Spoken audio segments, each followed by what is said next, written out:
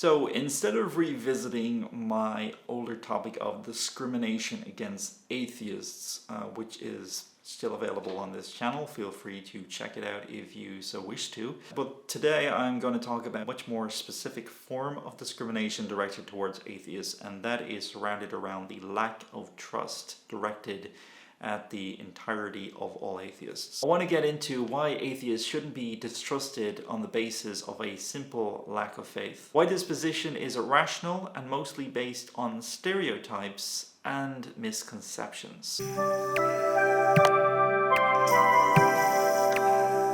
For the sake of simplicity, I have sectioned this video into segments which will be listed down below as an index in the description box. Are atheists really distrusted? As much as I would love to be in a position to sit here and say we have come so far as a society that no one even bats an eyelid when it comes to one's lack of faith. Nor am I in a position to be stating that society as a whole trusts atheists fairly and grants them the benefit of the doubt. Because that is not the case. Not only is that not the case, but this lack of trust directed towards atheists is central to the discrimination against atheists. According to an article posted on Psychology Today, a conducted poll posed a question. If your party nominated a generally well-qualified person for president who happened to be insert blank, would you vote for that person? For context, I should mention that this question was posed to American citizens. In saying that, it is quite revealing when you go down through this list of these groups that people still hold this bias to this very day, and what biases people still have towards insert blank. So according to the poll, 96% of persons said that they would vote for a black president. 95% said they would vote for a female president. 68% of persons said they would vote for a presidential candidate who is either gay or lesbian. 58% said they would vote for a Muslim president. While 54% said that they would vote for a president even if they are an atheist. This is definitely a vast improvement to how the general public have perceived atheists in the past. I seem to recall some older but very similar surveys conducted where the level of trust in regards to voting for a presidential candidate who happens to be an atheist a lot closer to 40 or 45% of people willing to vote for them. So there's definitely been an increase of trust going on there. But at the same time, there's still a lot of work to be done. There's still a lot of minds to win over because we still have 46% of an entire Western nation who admit that they simply don't trust atheists and certainly don't trust them enough to vote them into political office. And that accounts for a very significant amount of people. Why are atheists distrusted? There are all sorts of reasons to why atheists are not trusted. I'm going to go through some of the main key reasons to why atheists are not trusted, starting off with morality. In my experience, the first and the most prominent reason to why atheists are not trusted by society as a whole is morality, or at least a perception of morality. There is a very misguided notion that if one does not believe in a god, that they simply don't have a means to justify their morality, or some even argue that atheists don't have morality at all. This is very untrue. Atheists do in fact have the capacity to be moral and can in fact justify their morality very easily in a great many different ways. We just don't depend on a book of scripture or a belief in divinity in order to justify our morality, and nor do we need to do so. And I would argue that a lot of non-atheists also derive a lot of their morality from a lot of the examples that I'm about to give you. Obviously, they will complement these origins of morality with their spirituality or religion or just that belief in God. And they're certainly in their rights to do so, but the point is all of these factors that I'm about to mention shouldn't go unnoticed. So the first and most obvious one is that we are simply human beings, even are inspired by those around them, their family members, their peers, and those who they deem to be role models. They're all a good mark of where one derives their morality from. Then of course we have human empathy. This certainly comes into play with morality in a huge way. This is the simple factor of understanding where another person is coming from, trying to put yourself in the shoes of another person and understanding their pain and their discomfort, if that is what they're going through.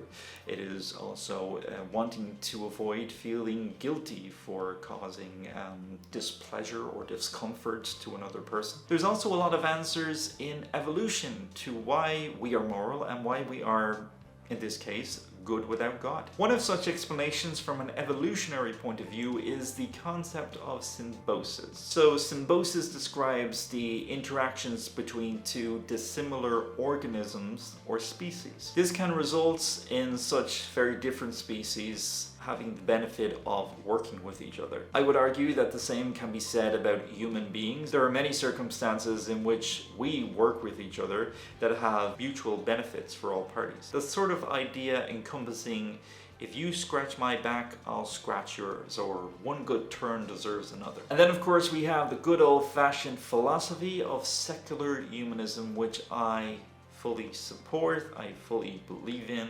I think it is a beautiful philosophy. I define humanism as treating all human beings with an equal level of dignity and respect, and holding the view that all human beings deserve the same level of equal opportunities. Misconceptions and stereotypes. Having a misconceived notion about atheists can be a guiding factor to how one decides not to trust us, especially when these misconceptions are based on stereotypes. But it seems to me a lot of misconceptions seem to arise due to a misunderstanding of the terms atheist and atheism, not understanding atheism. Unfortunately, there are a lot of misguided descriptions of atheism. Some are of the impression that atheism is in of itself a knowledge claim on the existence of God, or rather the non-existence of God, and outright claiming that God does not exist. Especially when you are taking agnostic atheists into the equation,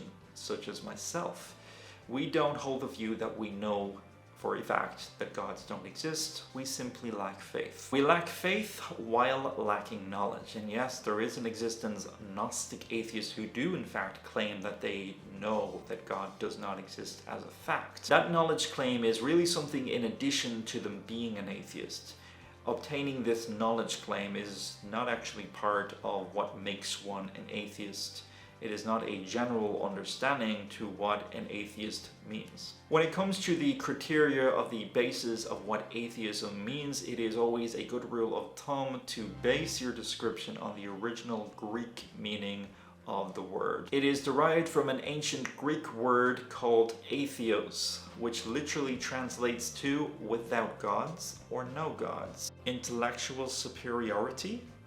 So being an atheist certainly does not mean that you are a know-it-all or that you are intellectually superior to others. In fact, there are a lot of claims that religion and religious philosophy claim to know the answer to, but in actuality cannot provide evidence supporting their claim. Questions such as what caused the Big Bang, or what happens to our consciousness when we die. It is true that some of us may know certain information and certain data concerning these issues and these questions, but there is a lot of crucial information that we simply don't know, and there is absolutely no shame in saying, I don't know. Ignorance is certainly not a crime, and in my personal view, honesty should be respected. But this mentality of pretending to know something that you don't know and cannot possibly know based on the data that we currently obtain is not a tactic that we should be endorsing. And if anything, it just simply isn't very honest, and it's not a great method of seeking truth. Opposing freedom of religion.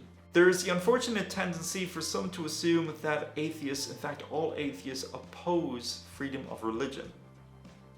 That's not true. There is a minority of atheists who do in fact hold the view that religion should be or ought to be outright banned, and they might hold the view that religion really doesn't have anything positive to contribute to society. Don't mince words here. This is a minority of atheists who hold this view. Most atheists I have spoken to do not oppose the freedom of religion. While we certainly look at certain concepts and certain interpretations, particularly when it comes to conservative interpretations of a religious faith, and we criticize that, that is not the same as opposing one's freedom of religion. While a lot of atheists have these critiques and they have these grievances with organized religion, we still respect a person's right to practice any religion. Most of us still support and would even defend your right to practice your religion, whatever that religion may be. Obviously, once one is not promoting harm or discrimination or using the religion as a tool to attack others. Aside from that, we support your right to practice your faith. And many atheists, including myself, do acknowledge that religion can be very comforting for a lot of people going through harsh times in their life. We also know that not every interpretation of a particular scripture has to be a conservative one. After all, we have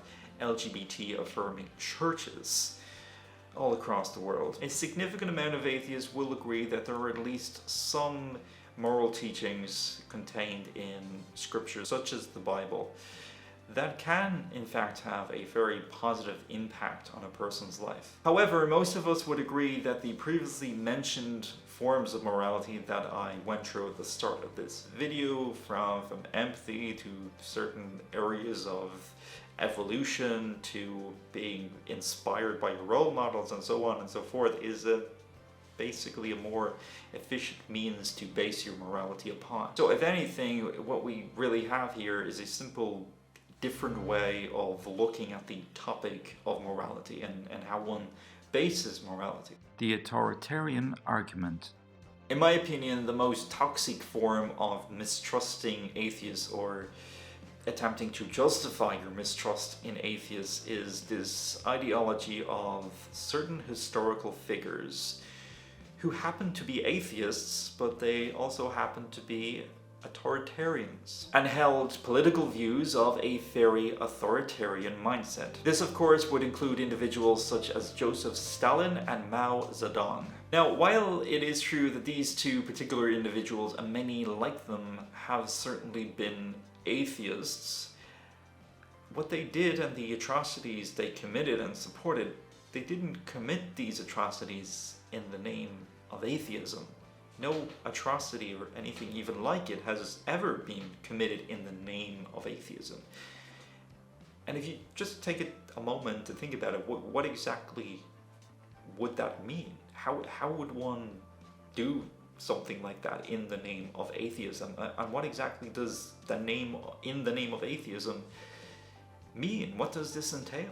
And I'm pretty sure when it came to Joseph Stalin and Mao Zedong, that gods were not the only thing that they didn't believe in. I'm sure there was a great number of things they didn't believe in, but no one ever seems to want to tie those other lack of faiths to their atrocities for some reason. So if you were of the mindset that Mao and Stalin are somehow the representative and standard for atheism, are you then going to take Adolf Hitler, for example, who was a Christian, and say that he is the standard of all Christians, that he represents Christians? Because we would obviously be prejudging all Christians based on a stereotype, and not just that, also based on an authoritarian, because Hitler was also an authoritarian.